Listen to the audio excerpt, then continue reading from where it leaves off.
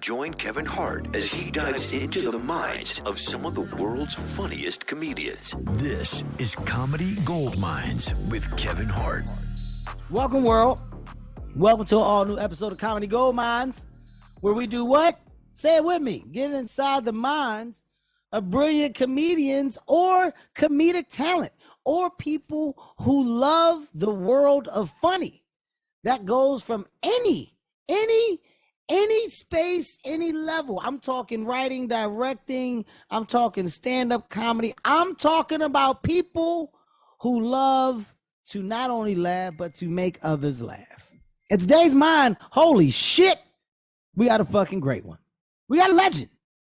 And I love that I can say legend. And I love that I can also say friend, real friend. Ladies and gentlemen, I want you to welcome Seth Rogen to Comedy Goldmine. Seth, what's up, man?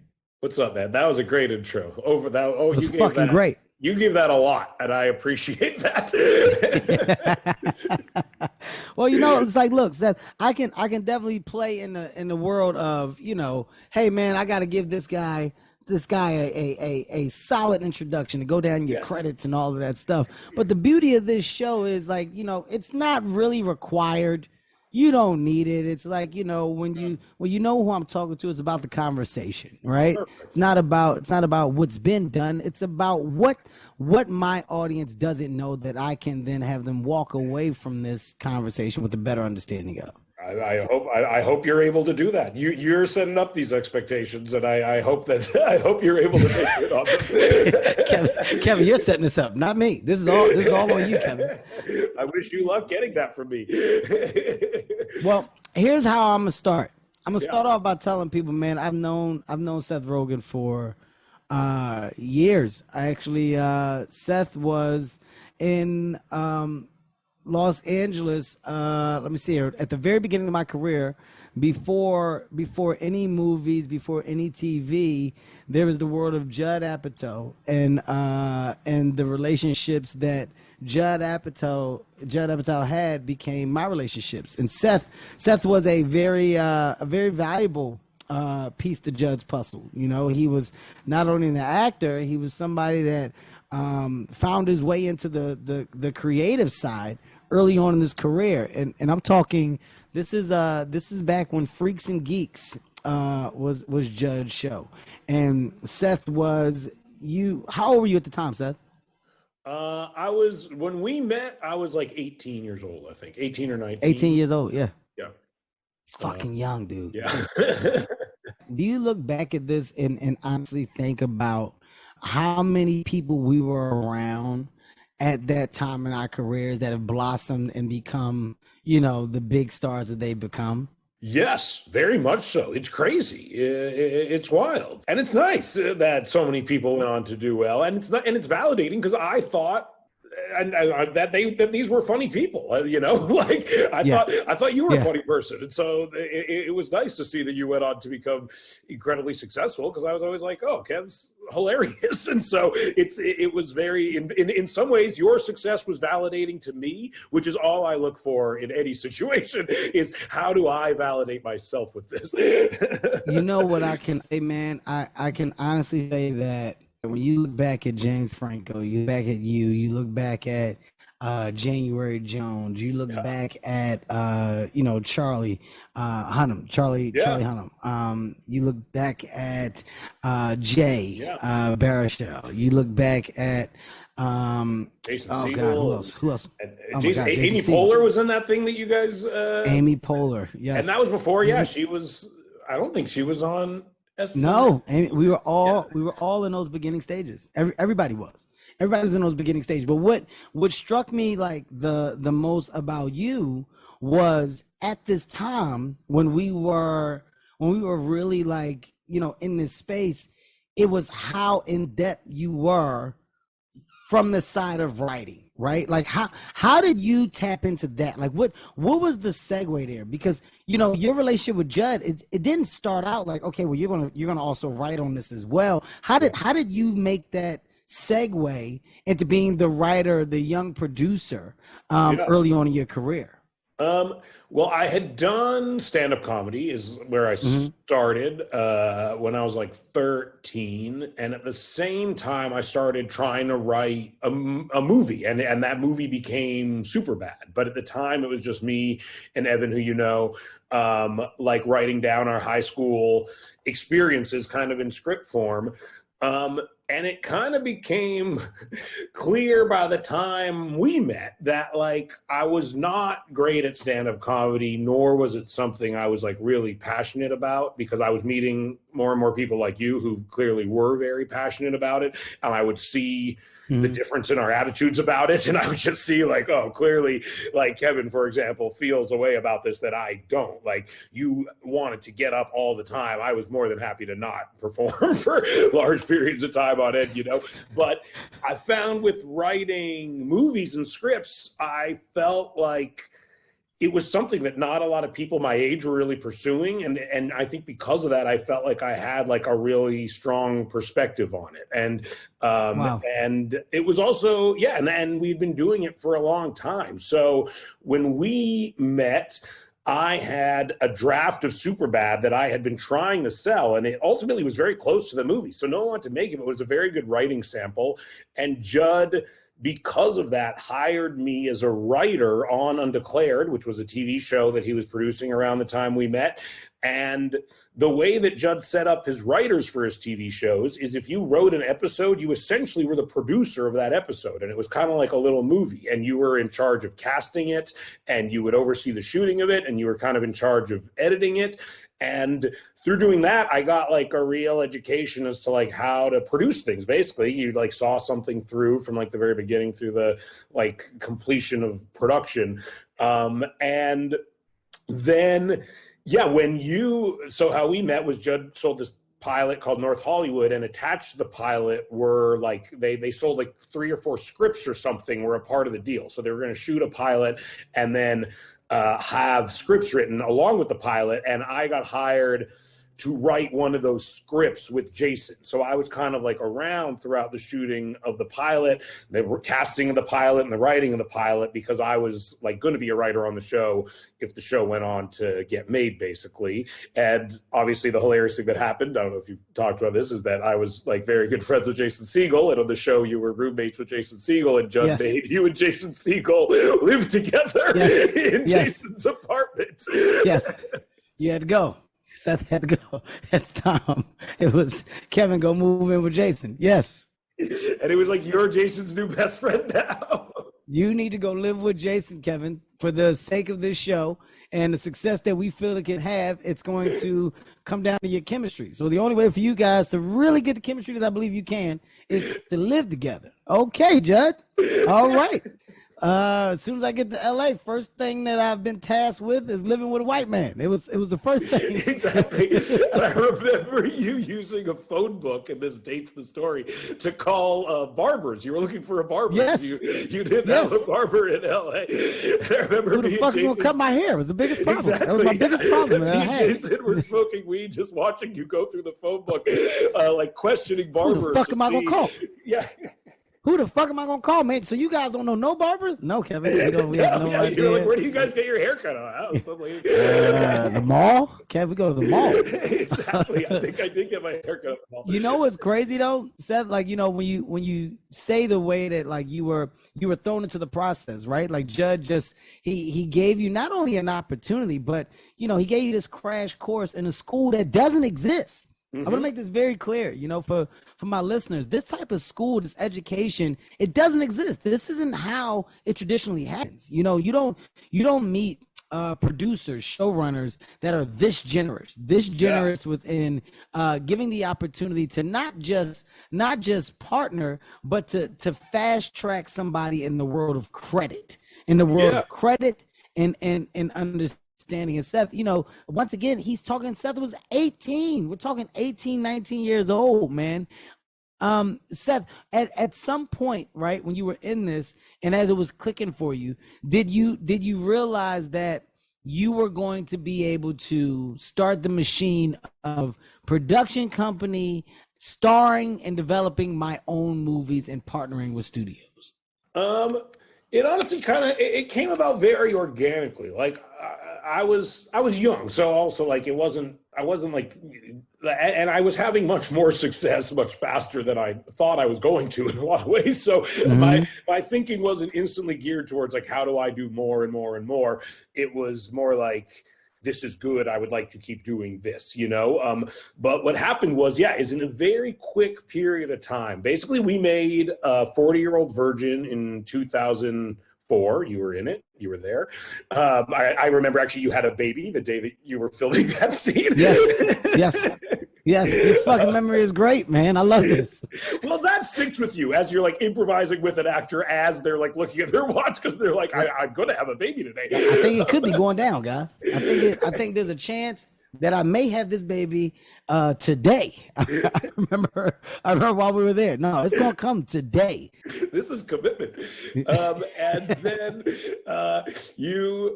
so they made that movie and it came out in 2005. And then we made and because of that, it did really well. And they were essentially like, we'll make all the scripts you have to Judd. Yep. And what was next was Knocked Up, Superbad, and Pineapple Express. And I had written Superbad and Pineapple Express with Evan. So in one calendar year, we made Knocked Up, Superbad, and Pineapple Express. And they came out over the following 2 years, but they were all produced in one right after the other, one after the other. We were kind of like prepping one as we were shooting the other one, basically, because we also had this attitude of like, who the fuck knows when they're going to stop this? Like, we have to make these. Like, we got to get them out there because like they could just pull the plug on this whole fucking operation at any moment, you know? And then after those came out, and they all did very well. It kind of put us in a different position.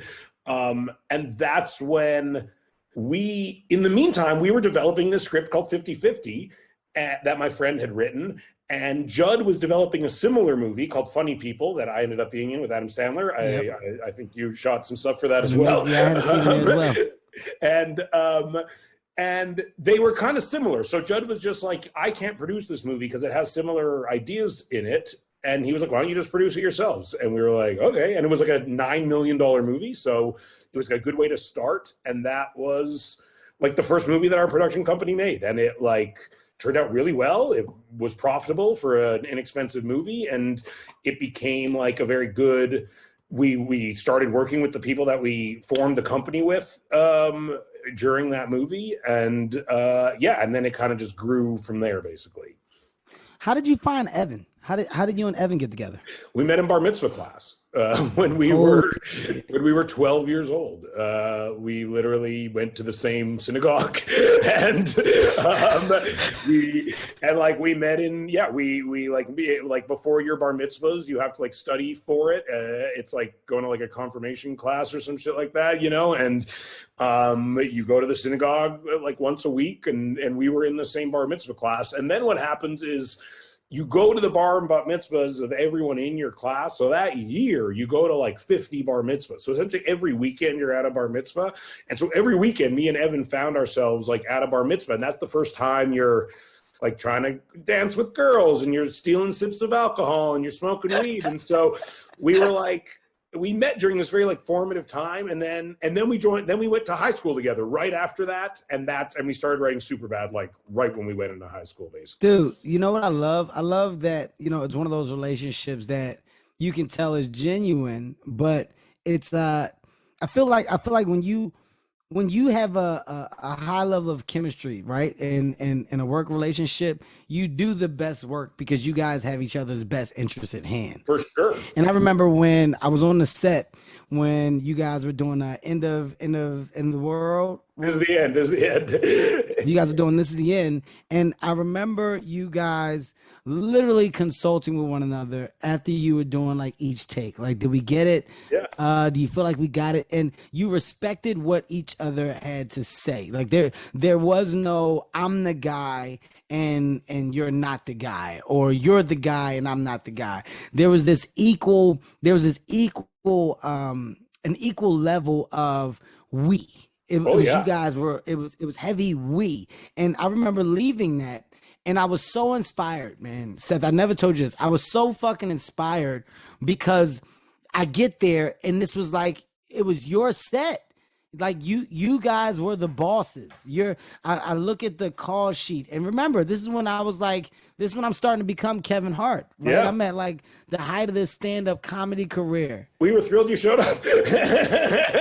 You know, I'm this is when I'm like fucking selling out stadiums and shit. It's going crazy for me. I remember getting there, looking at the call sheet, and it wasn't about the money. I was like, dude, what are you talking about? Absolutely, I'm there.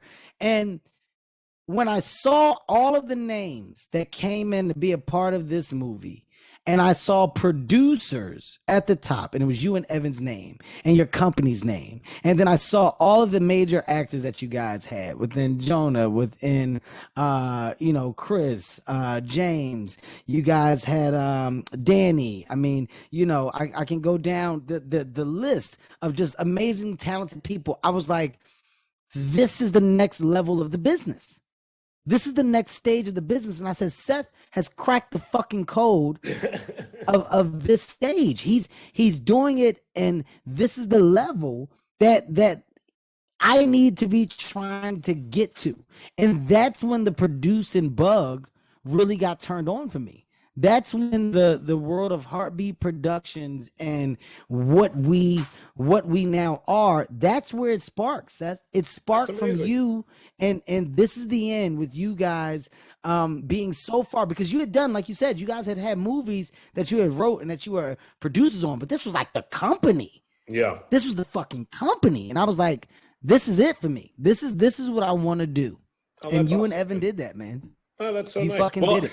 I should say you're technically the first person I know who had a production company, because when I met you in 2001, you answered your own phone, Heartbeat Productions.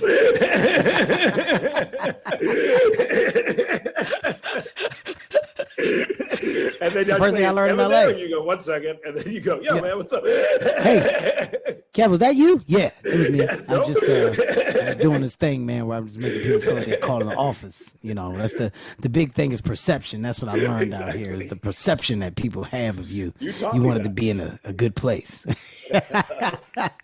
You said that there was a point, where you realized that you sucked at stand-up comedy. Why so hard on yourself? Why do you feel like you suck? I didn't suck at it. I honestly was something that's like much even worse than sucking, is I was just like pretty good at it. Like I was like, and you probably, I present awards. You've probably gotten a taste of how I was, or as a comedian, you know what I mean? Like I'm at the Emmys, it was kind of like that, and it's fine. I'm good for like 1 minute, I'm good for. Not like the amount, like I'm good for like 4 jokes, but honestly, like beyond that, I'm fine. I'm not terrible. I'm definitely not great. I would see people who were great and be like, I'm not like that. But I was like, and that was almost the worst thing to be, because I was like, I could keep doing this and be fine at it, but I don't want to do that. It's like, it was a real, and it was good to quit. I'm glad. I look at it as like something in my life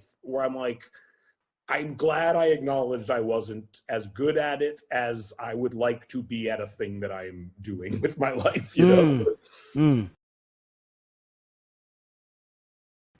you ever think about hosting anything? Did you ever think about the side of award shows and Seth Rogen, doing the Globes, the Emmys? Again, I guess Oscars. I thought about it. I hosted once the Independent Spirit Awards, and I actually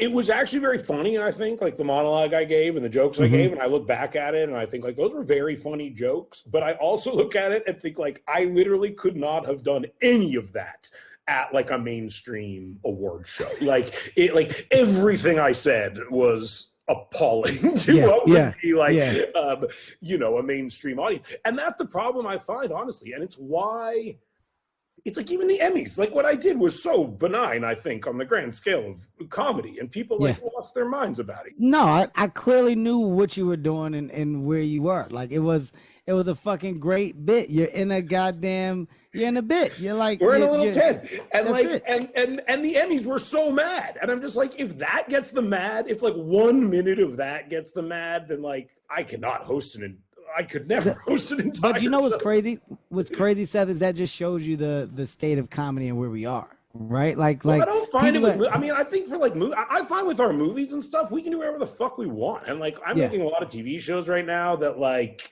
we can do whatever we want. Like Yeah. I think it's just like knowing where. I mean, and like again, was an award show like ever like the place that true comedy went to thrive? Like I Absolutely. don't know. No, like, I think like Billy never. Crystal singing about like "Son of a Woman." Like that's like a sensibility shift. Like I'm confused why people think award shows have to be relevant. Like why do they? Who Well, cares? you know what it is? It's not that people think that, it's that there's loud conversations, and then there's conversations that people just don't have, right? The conversations attached to the award shows and the talent that's participating in them, it's a louder conversation. In other words, meaning it gets press. It gets this stigma because the conversation is loud. But the bulk of people around it, you know, that are moving at a fast pace in this business, it doesn't matter to them. Like it's not moving the needle to the people that are necessarily moving the needle. It's not like this is a must. And there's this stigma and perception that's been put on a lot of these things as if it is, right? Like you going up and going, yeah, man, this place ain't safe. They got us in the goddamn tent. Ain't no fucking air in here. Y'all said that we would be. It's a bit. You're in a bit. It's funny. Whether you're being truthful with it or not, it's a bit. You're in a funny moment, and that's what people are like. We're forgetting that's the norm. We're forgetting that there's a sense of normalcy, and people just going and being funny or being silly or being personable. It's almost as if we're expecting everybody to be on a program all the time, which is kind of odd to me, you know. But it gets tricky. It's a weird conversation because, like I have not found, and this is something I say a lot to, like, I've not found at all that I can't say anything I don't want to say personally. Yeah. Like, but that could speak to the fact that I have beliefs that are not reprehensible to a lot of people, and so I don't get shit for putting my beliefs out into the world. You know what I mean? I think that is like the difference, you know. But like, I've never. You know, I don't know. I don't think, I've never even think, is this stuff edgy or not edgy? I just genuinely try to make stuff that makes me laugh and that I think makes the audience laugh. And I say in general, we make movies that are funny and that hit the mark. And I think, you know, like if you look at the last few years of R-rated comedy, I think between Blockers and Good Boys and the things that we've been making, long shot, like they're either some of the better ones or some of the more successful ones or both at times. And so I don't know, I'm just speaking for one very narrow section of comedy, and I will say that's like R-rated comedic filmmaking. And I don't find that there's anything we can't do that we used to be able to do. You don't miss. You don't miss, right? And then in your approach to edgy, you're not doing the let's be edgy to create these shock factors. Yeah. Right? You're doing relatable edgy. You're doing shit that people can identify and understand because they've either done it, they know somebody that's done it, or they've been around people that talked about doing it, right? Yeah. It's all off of experiences. It's all off of grounded real moments in life. And when you bring up Good Boys, I mean, I don't think there's a funnier movie. Right? When you talk about Good Boys and you talk about these kids and you talk about how you guys really tapped into the world of vulgar and involving kids, well, that's real. What do you think kids do? I found my son's group chat in his phone. I've never seen more curse words in my life. But I think like that's the exact type of thing that most people would be like, oh, like you can't be funny anymore. And then it's like, we are a movie where it's like 12-year-olds saying like literally the grossest shit like you could imagine, and people are fine with it. Like a select, you know, it gets good reviews, it makes a lot of money. Like, and if that isn't a good barometer for people being fine with something, like I don't know what is. So I think like, do you find there are things you wish you could? Are you writing down things that you're crossing out because you're just like, the world's not ready for this? No, the bad part for me is, you know, and this, I've talked about this several times on the podcast. Where I struggle and where I have to be careful is, you know, I've built this brand, right? And The Kevin Hart within the brand, the brand of myself, the brand of company, but now there's people that are underneath this umbrella, right? And these people that are underneath this umbrella, well, they work for me, they work with me, and I just had to be mindful of my actions because I don't want my actions to affect their reality. And that's what I have to be careful about. And that's what I'm mindful of, right? Because, you know, the thing that I may go, man, I don't give a fuck about that. That's stupid. Like, y'all get out my goddamn face. And I carry on with whatever stubborn moment, whatever stubborn move. If this is something that, you know, is deemed bad and consequences come in from it, well, I can survive the consequences. I'll be okay. But the people around me, they can't. And I got to make sure that I don't think about it in a way as if they can. So that's where I'm just extremely mindful, and not to the point of like crossing shit out, just to the point where I'm just aware. I'm more aware today than I ever was. I remember you going on your on Twitter. This is when you know, just like it was just a racial moment, right? Where people were just really just trying to embrace this world of hate, especially, you know, based on color. And I remember you going on social media, he was like, hey, if you're a person that follows me and if you think like this, then I don't want you to fucking follow me. And, you know, people started saying shit and you just start going off on people. Well, fuck you too. Hey, you know, you eat a dick. Yeah, well, get the fuck off my page. And I mean, if people only knew you, they would know that that's really who you are. You weren't doing that as a bit. You were being serious, because at the end of the day, Seth Rogen, yes, he loves what he does, but Seth Rogen is very much Seth Rogen. He's him, and that person that he is. He's never allowed others to question how good of a person he is, because he knows it. And if anybody around him, you know, if your morals aren't right, or if you're just a person that's kind of out of line or out of order, you've always been the guy that will fuck you or fuck this guy. You've never not been that guy, right? Never. And I love that about you. I love that about you, man. I appreciate that. I wish it was hard to really. I get like it's like I enjoy doing it, so it's not it's something I feel weird getting praised for, because it's a true pleasure, to be totally honest. But I do think when you, and I'm sure this is something that you can relate. Like I think when you are like a famous person, and I'm sure like people are always kicking the tires on you, because especially when you're a comedian, because I think one of the things people are buying into is your perspective. Like I think it's different than with actors who don't write their own material or performance themselves, because like, you know, whatever, I could think like whoever, but I'll pick someone, you know, I could think like Adrian Brody's like the worst human. I've never met him, I should say. I could think he's the worst guy ever, but I love his performance. And so like, truthfully, I find myself watching Mel Gibson movies. I find him reprehensible as a human, but like, but I'm not buying into who Mel Gibson is as a person. I am buying into his ability to perform, you know what I mean? But with a comedian, you are buying into who they are as a person and their perspective on the world. And I think that's why people are kicking the tires on comedians maybe more than other types of performers, because they want to know if it's okay to be buying into their perspective and enjoying it. And I think that's something I find with myself is people, you know, want to laugh at me and want to laugh at my films and the things I write and the things I put out, but they want to be like, okay, but just like every little while, we got to make sure that like we're all on the same page here, because if we're not, I don't know if you're someone whose perspective I want to be indulging in necessarily. And it's not because of my ability to perform or be funny or anything like that. It's because with comedy specifically, I think you kind of have to like the person, for lack of a better thing. And I think that is something that comedians I see out there publicly reacting to in very weird ways when they just start to become someone that maybe people don't like as much as they used to.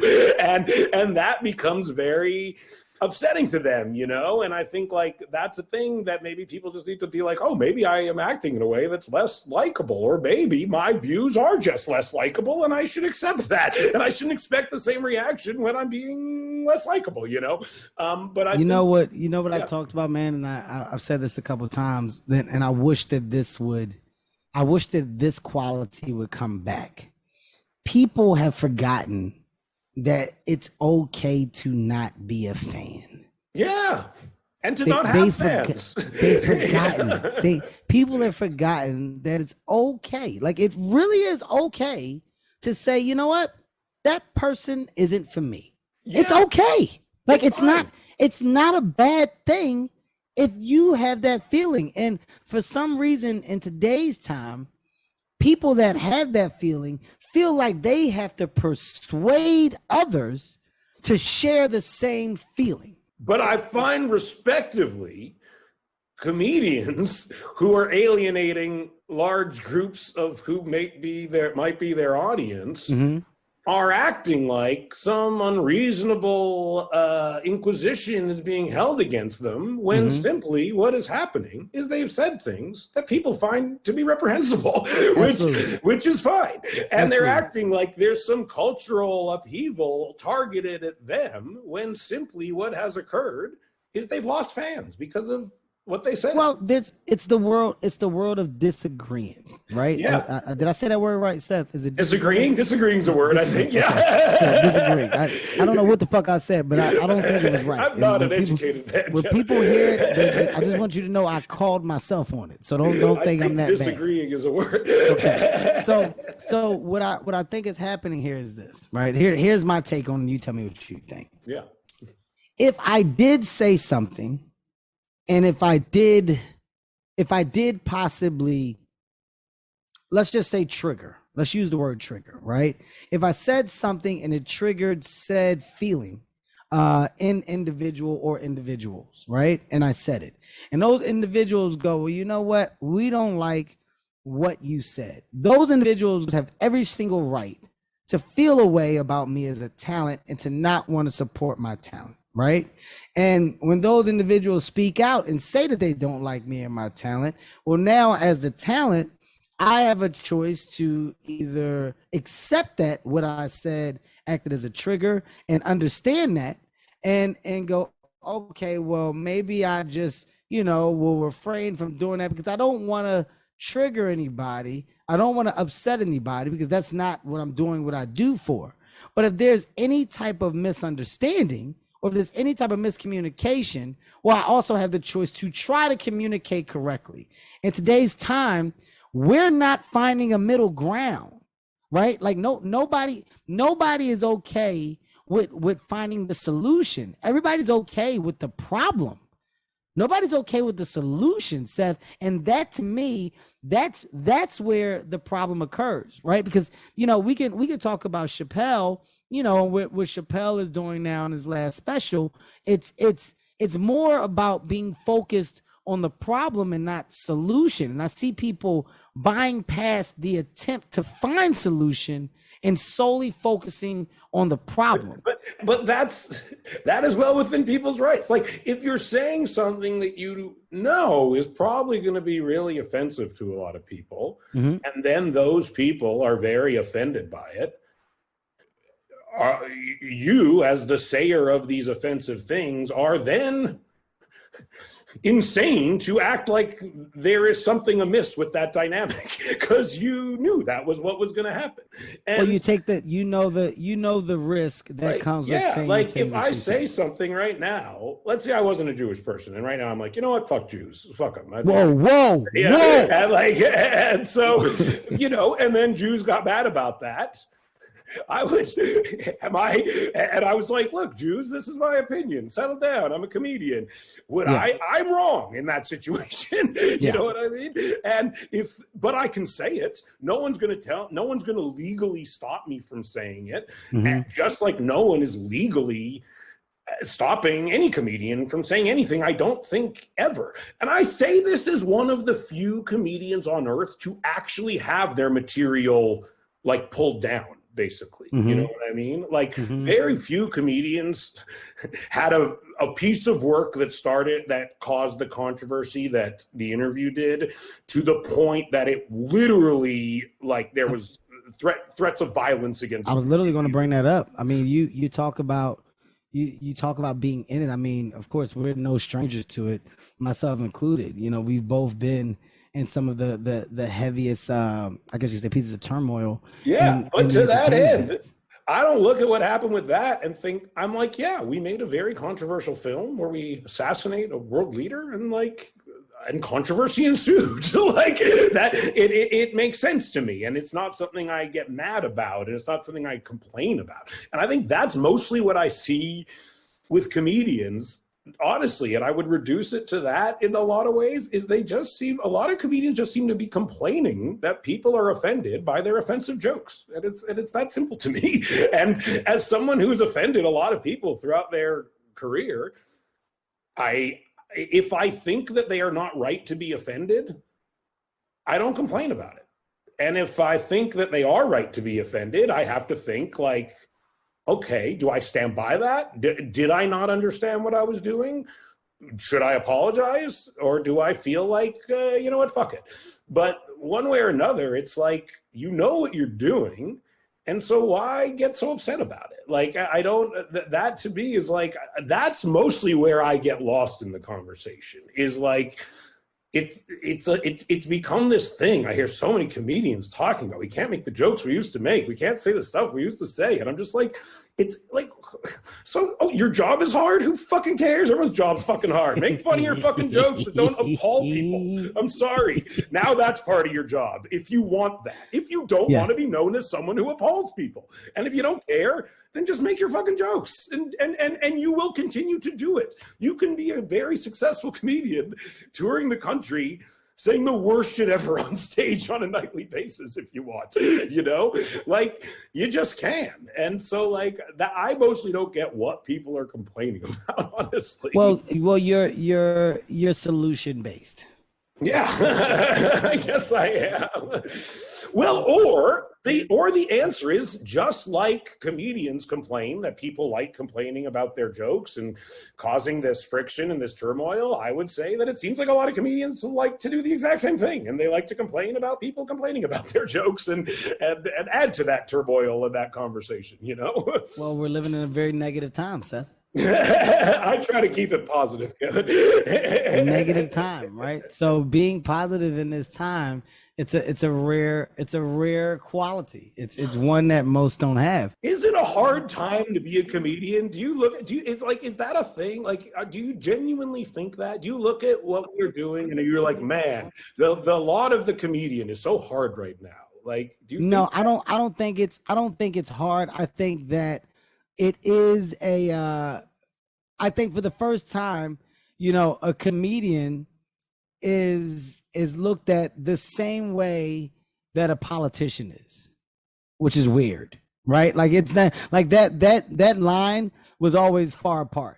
It was always far apart. But today, the same attention that a politician gets when they speak, comedians, depending on the comedian, depending on the stature, you know, it's attached to the comedian, can get the same attention, right? So there's a comic where once upon a time, you know, you making jokes about whatever, political, you know, life, whatever it didn't grab the attention of those masses. It had the attention of the people, but you never really crossed over there. It never became a conversation. I think today, in today's time, it's like it is. Right? Like, you know, everything that's said when you have that microphone in your hand, well, it can be taken and it can be, you know, I don't want to say used against you, because that's the wrong intent. But everybody can say, well, I heard when you said this, and when you said that,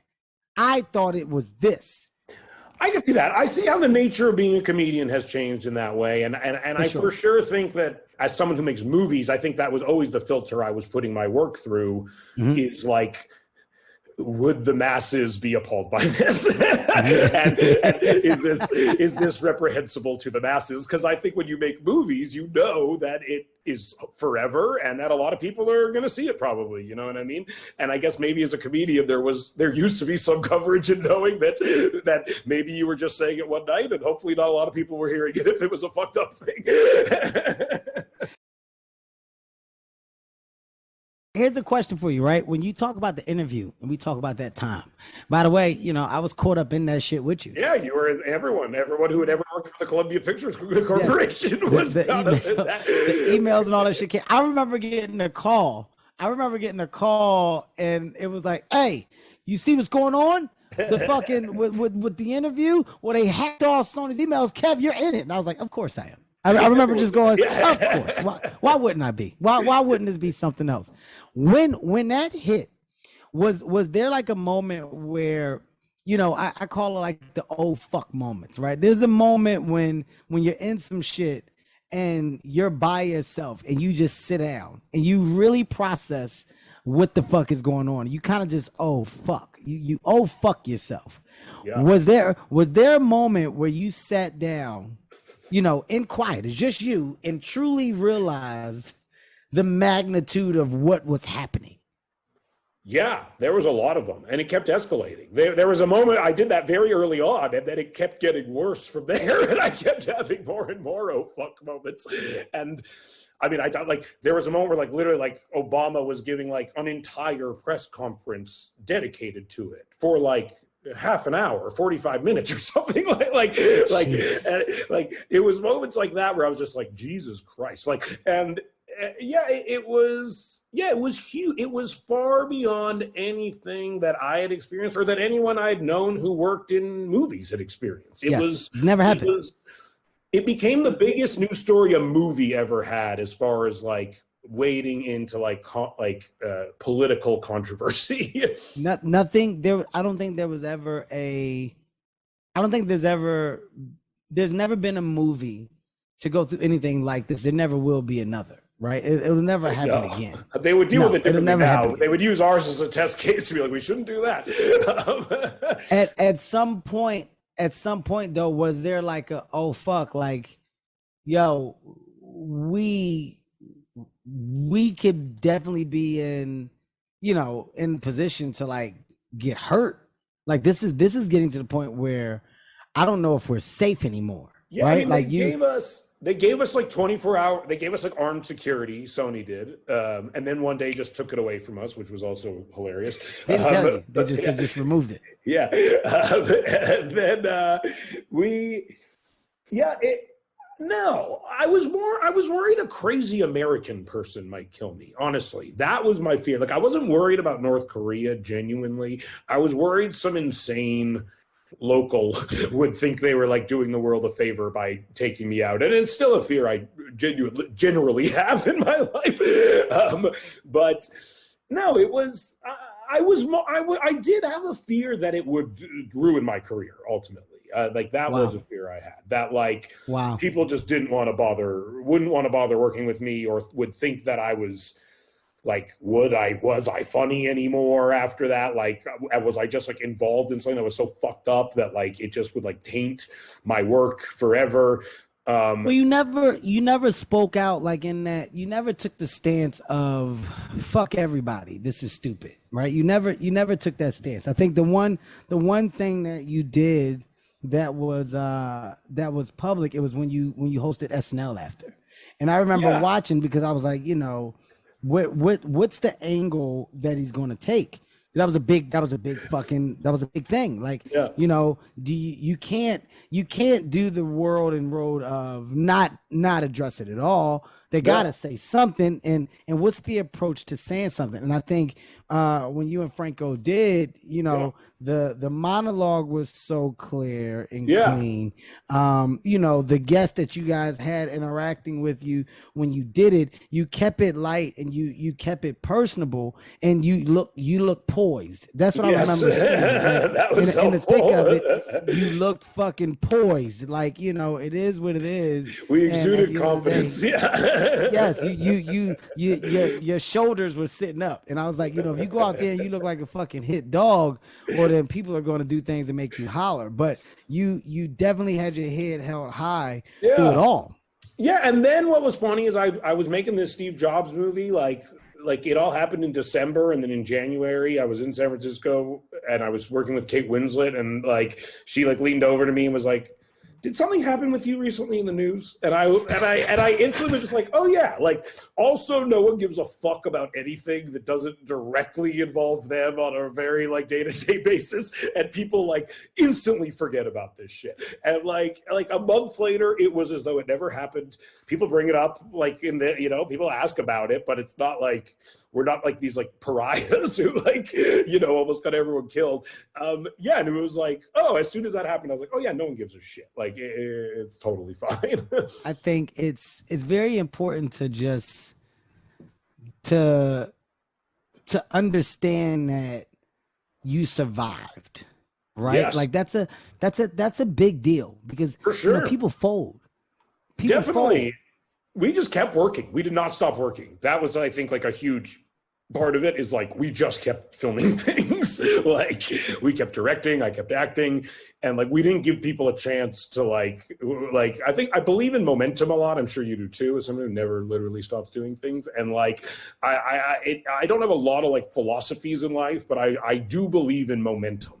And I think like when you have it, you keep it, and once you lose it, it's hard to get it again. And Absolutely. I think I've been in like a constant state of momentum since 2004 that I've been afraid to stop in some ways. And I do think that like a large part of why we recovered from the interview was just like, we just kept working. You couldn't say that it was going to hurt our career because it already hadn't. We had already filmed 3 things by the time that thing was happening. You know what I mean? And so it just kind of shit just kept coming out. And so like, it kind of answered its own question of like, will this stop us? And it was like, no, it didn't. We just kept doing shit, And if anything, it gave you more, if anything, it gave you more confidence. For sure. And it made me see, like, it also made me look at a lot of the things that, again, comedians kind of talk about being embroiled in controversy. And I'm just like, that's not controversy. Like, we had a real controversy, like, their life isn't being threatened. Yeah. Like a foreign power with nuclear weapons isn't personally threatening you, then it's not real controversy. When I tell you, I remember, like you just said, like, Obama was giving a press conference about it, right? And that's your big moment. For me, I mean, Jesus Christ, I remember when CNN, when the shit happened with the Oscars, and I'm watching CNN, I was the first story. Yeah, man, exactly. On CNN, and I remember going, holy shit. Aren't you glad you didn't host the Oscars ultimately? Do you look back at that and think like, thank God? I am, Seth, because if I had done it, what's the win that I'm getting?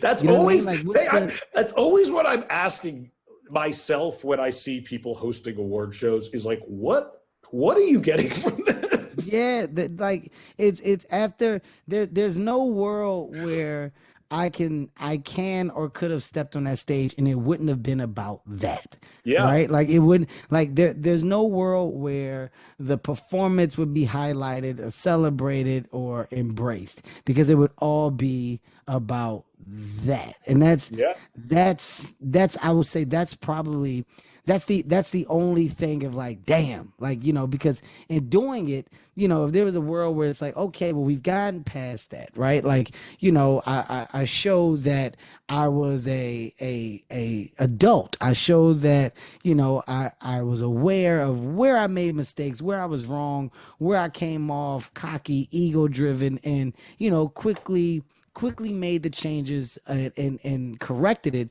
to show, hey, like I'm genuinely sorry for the way that I handled this situation. And even though this was years ago and I felt like I addressed it then, I should have addressed it again. I should have taken a different stance than the one that I did and been a little more mature. I've done that. I found a solution. Even with that being said, there's no world where I can step on that stage and that's not brought up again. Like it's just, There isn't. So that's the only reason, why I wouldn't do that. Now, is there a different version of something else that could present itself? Who knows? Is it one of those shows, Emmys, Globes, or some shit like that down the line? Who knows? But for that particular chapter, that door is closed. You know what I mean? I feel like the SNL opening monologue is maybe one of the last things for a comedian to really create a cultural moment that actually everyone pays attention to for a brief moment. That's actually a great segue. How do you feel about SNL today? When you look at the show, right? It's does it still carry the same weight that it once did? And is it the same for everybody? Because, it's we love Lorne. We love all of the writers and the talent that's a part of that show. And, there's moments where SNL is going to have a high volume of eyeballs. Kim Kardashian just doing it. Yeah. And the monologue that she just did. It got a huge fucking funny traffic, jokes. right? And was good. And for that right there, you go, holy shit, SNL still can do it, right? Yeah. But it depends on the person that's there. Do you feel like it's still the same bang for you? Come movie time, do you feel like it's a must? Oh, I haven't hosted SNL. I honestly couldn't tell you the last time I hosted Saturday Night Live. I think maybe. Would you do it? If they asked you to do it again, would you do it again? I would do it again because I enjoy it. I think it's fun. I don't necessarily. I've seen no correlation between doing SNL and my movies being successful that come out after them. You know what I mean? I've for sure done a lot of movies that have failed in the wake of me hosting Saturday Night Live. But I enjoy it, and I love Lorne, and I love the institution of it. And I do, if anything, I am still amazed at how relevant it manages to be using a mechanism that was created decades ago and essentially hasn't changed. And if anything, it speaks in a fascinating way to me to the timelessness of a good idea, and how some things, even with social media and all that, it still works. It almost works better than anything in our era of immediacy, because it's live, and it really if anything, I look at it, and I'm this shit still holds up, and they're still getting a lot of eyeballs on it. The way they do it is the same as it's been. Literally the same people are doing. They use fucking cue cards still, and it still manages to capture the attention of audience that's it's hard to catch people's attention for these days. You know what I mean? So it's one of those things where you look back and you say, this is the longest running show, in TV, right? And it's going to go down in history as one of the longest. And when you look at Lorne, I think what impresses me the most is that he's actually there. Yeah. Right? He's actually there. And as to why he's there, it's actually it's something I think of almost more than anything as a general piece of advice when it comes to making things. Once I asked, because he walks through the floor throughout the whole show, and kind of stalks around the audience. And I was once why do you do that? And he went, I like to let the audience know they're in good hands. And I was that's actually And when we make movies, it's something we talk about so much is how do you make it that within the first few minutes of the movie, the audience knows they're in good hands and they can just relax. Wow. They aren't worried. Is this a good movie? Is it funny? They just know, you're in good hands. We got you. We took care of it. Don't worry about it. That's strong. And it's something that is from Lorne. But the truth is, I think the best. I think the best SNL hosts are not people who are funny. I think that is what is most exciting for people. And it's why people like Kim Kardashian, to me, she's the perfect SNL host. It's someone who you don't associate with being hilarious, and you support them with a team of writers and comedians and brilliant improvisers and impressionists, and you make them funny, And to me, something I felt sometimes is just I don't know if this is how people want to be seeing me necessarily. It's like, is this funnier than one of my movies? I don't know if it's funny or it's maybe as funny, like potentially, but it's not like, I don't know if this is the format that people are begging to see me in necessarily. I enjoy. You know what? It's about coming out of there though. It's about coming out of there with just one. If you can come out of SNL from all of your times doing it, if you're fortunate enough to get to that point where you hosted and you host multiple times, if you can get out of SNL with one like legendary sketch that you know people will go back to and go,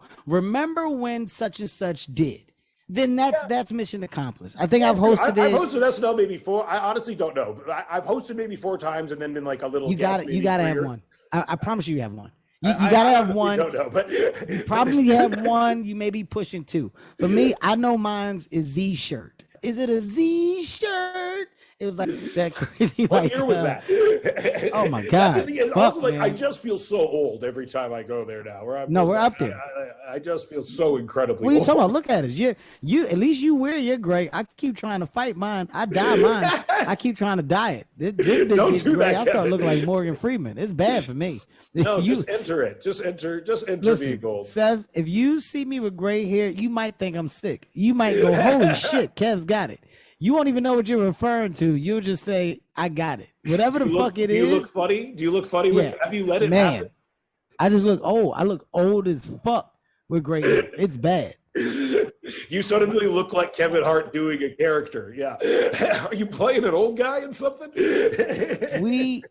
Before we wrap anything up, you know, you and I, we fumbled the ball, and you know, we were going to do a movie together, and then my fucking schedule, I was like, I'm going to do this project, I can't do this one. It was like one of those weird things where decisions had to be made, the development. I was like, Seth, this is going to take long. I got to make the better decision. This is a bigger movie. And by the way, it ended up being that. It ended up being a good decision because it just helped propel. But you and I have yet to get down on this big screen. We've yet to fucking find the thing that allows us to get down. And that thing, it can't be the cop. You can't be a cop. I can't be a detective. We don't want to do that, Seth. We've been on all fronts of those movies. But when I tell you there is an opportunity, I would love it, for you and I to fuck people up, and not necessarily with the crazy funny slap slick. I'm not talking about that. I'm talking about with the character driven content that's based off of 2 real people, right? 2 real fucking people. Seth, we have to crack the code. I know. I've checked so many boxes, and we've been around each other throughout our entire careers. We've worked together in very brief increments, but we have yet to truly get down. You replaced me with The Rock.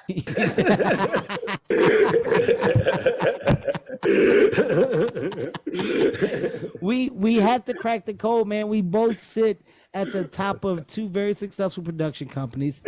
We have 2 amazing teams, and I think that we should task our teams, you know, with the idea of, you know, you and I doing something. We need to do something, and I don't give a shit, you know, what or how, but I'm saying it on record, and I love to say things on record here because it's almost like the verbal contract. So you're held to it. And then if you see me later, you're like, Kev, what the fuck happened? You can say I'm full of shit. Kevin's full of shit. He said all that. I sent him 3 scripts. He told me to go fuck myself every time. He's a liar. You can say that, but you can't, because it wouldn't be the case, man.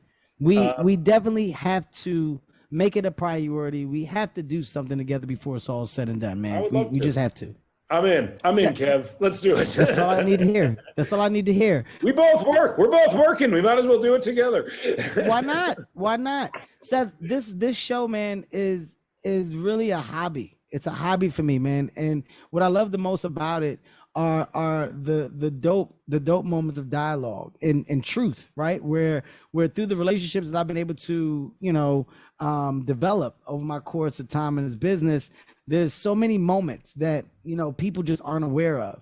And you and I going through memory lane just now, just talking about the roommate situation, me looking for the fucking barber, you know, when I had to live with Jason, you know, your world and road to becoming the producer that you are, you incentivizing me to start a production company. I actually got to send you these pictures that I have of us at Jason Segel's apartment with, it's me, you, and I think January Jones and Jason Segel, and Judd is there, and Amy Poehler and Will Arnett, and we're literally smoking like a 1 foot long joint that I remember that. I remember you wrote that. I remember that was like your biggest project. Yeah. Your biggest fucking project was completing this fucking 12-foot. It was a 12-foot joint.